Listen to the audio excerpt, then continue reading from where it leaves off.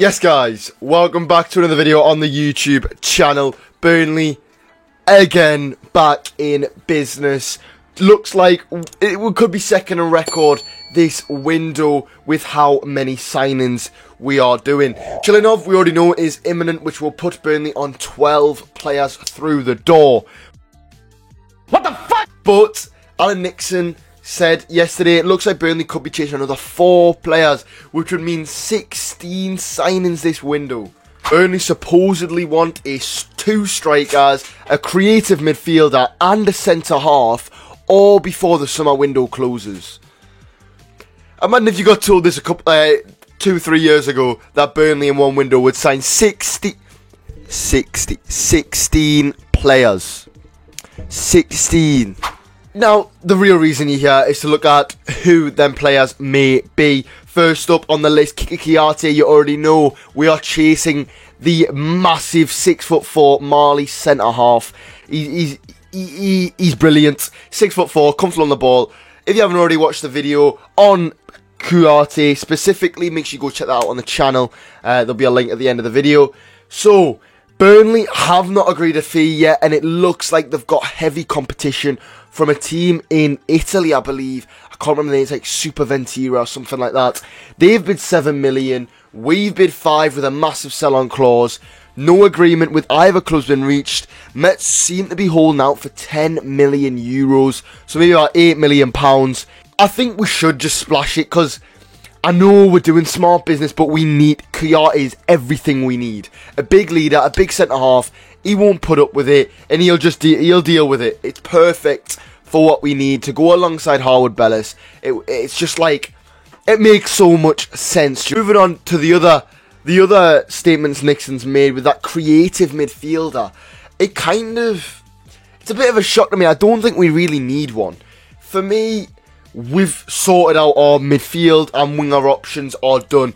Our midfield and on the wings is 10 times better than what we've ever had in the Premier League, realistic. Maybe other than Defoe, because Defoe was just, he was just different. He was just different.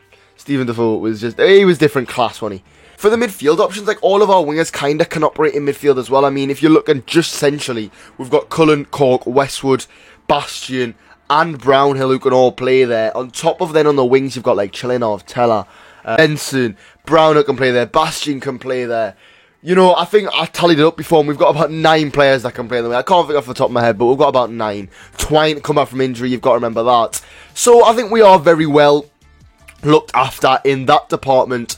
But the one position we are massive, we've got like just a massive raging black hole up front. It looks like Burnley could be signing 2 strikers. However, Liam Delap is not one of them, which for me is just kind of a shock. Yes, it's another loan, but Delap just makes so much sense to sign him.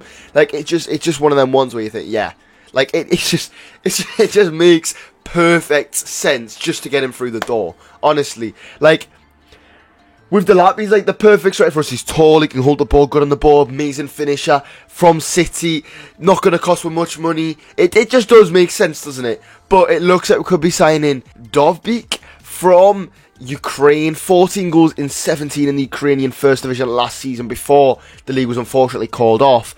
And it could be costing around 5 million euros. So we are obviously moving on to our bigger targets now. The more money, like, we've filled out with squad, we're now moving on to them star players that slot first straight in to the first team and the starting 11. And then alongside him, I wouldn't mind a young centre, a young striker. You know, just a young, maybe 17, 18-year-old. I mean, we've got Richardson, we've got Kosa and all that, but I wouldn't mind if we signed just a very young lad, maybe from like a lower division who's been playing quite well, or even just someone that's not really getting too much game time in one of the higher academies. But we've also got this lad called Georges, another player from Mets, from Georgia, and he's massive. He seems the part. I mean, I don't know much about him. I know he's physical. I'm fine with him or Dovbyk. For me, we need a centre-half, a striker, maybe 2 strikers, and then I'm happy. We don't need much more than that. Obviously, if we get another creative midfielder, perfect, because I do think we are lacking a bit of that final ball, a bit more creativity when teams are sitting back, like Watford did, like Luton did. When teams are sitting back and kind of just holding what off, we are missing that final sort of ball, bit of spark, which I think will come from players like Twine, from Benson, who can pull a bit of magic from nowhere. But bringing another creative midfielder, it obviously wouldn't do any harm. It'd help the rotation. But for me, we need us 2 strikers, centre-back, and honestly, we will be laughing. Company said he wants to be in playoffs by Christmas, and I think if we are, by the World Cup, if we are... What's he getting? That tastes like promotion! Then we're going up. We're going up. Because we've got the team to gel. I don't think we'll gel till October, as you already know, I've said this. So, once it does gel, it's going to be scary. If you did enjoy, make sure to leave a like, subscribe, and I'll see you guys in the next one.